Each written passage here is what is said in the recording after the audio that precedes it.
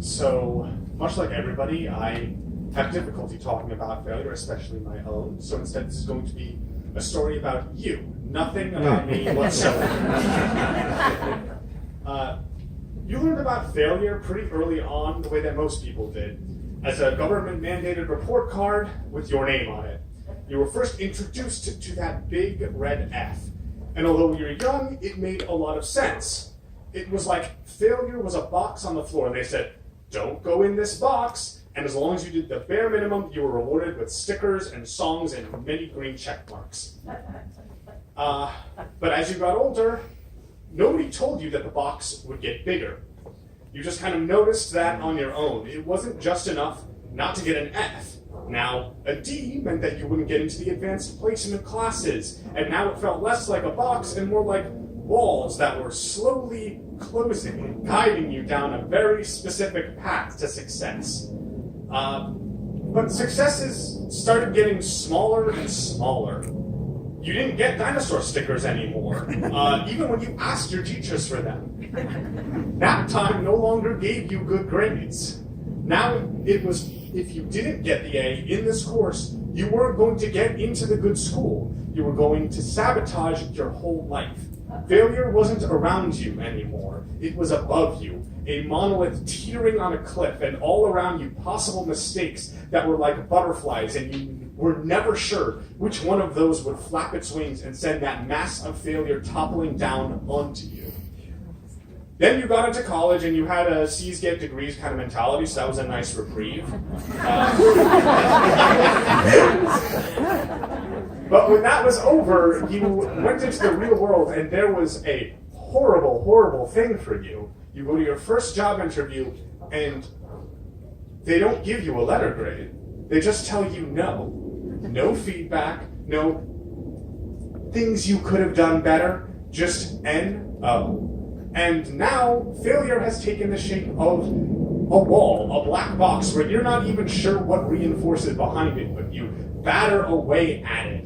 You choose a spot, you chip away, but then it turns out that despite all of the scratches you made, that's not enough, and you have to double back and attack a completely different part of the wall, just hoping you can finally break through. And eventually you do. You got a job. It's a huge success. And then after 6 months, you realize that you wish a meteor would conveniently wipe out the entire Eastern power grid so that you wouldn't have to go into it. Failure has become something else. Failure is a state of being now, of getting up in the morning and going, oh God, not another one. It's become something parasitic, eldritch, entangled with you, the way you perceive yourself. And so in order to escape that failure, you need to go back to failing the old-fashioned way. Applying to jobs, 100 jobs, 200 jobs. You wake up in the morning to rejection emails, but you notice it stops affecting the way it used to. 300 jobs. Now failure is sort of woven into the fabric of everything that you interact with.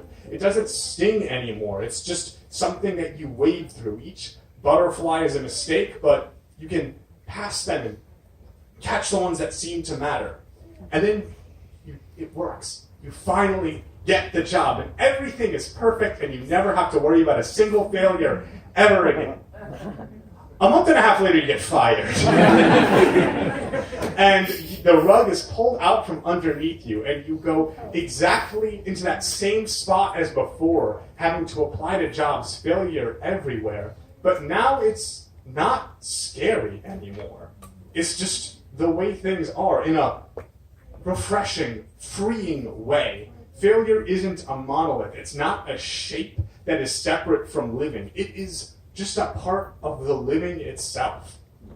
And you go and then you do it. You find another job. And this one, after 6 months, is actually fine.